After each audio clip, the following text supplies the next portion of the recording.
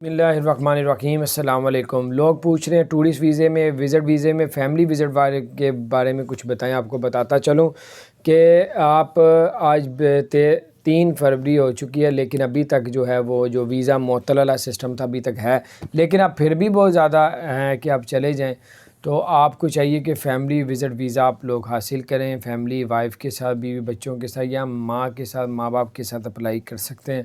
تو اگر کئی لوگ ایسا بھی کرتے ہیں، فیملی کے ساتھ ویزا لے لیتے ہیں، اس کے بعد فیملی کو ادھر ہی چھوڑ جاتے ہیں اور وہاں پہ ٹریول کر جاتے ہیں، اور اگر وہاں پہ امیگریشن والے پوچھتے ہیں بھائی آپ نے فیملی کے ساتھ لگوایا تھا تو آپ کدھر، تو کہہ دیتے ہیں وہ بعد میں آئیں گے، ان کو ذرا کام تھا، میں پہلے جا رہا ہوں۔ تو بہرحال اس طرح کے بھی ٹوٹکے لوگ لگاتے ہیں جو کامیاب بھی ہو جاتے ہیں، کئی مرتبہ ڈپورٹ بھی کر دیا جاتا ہے، سارا کچھ مکس ہی ہے۔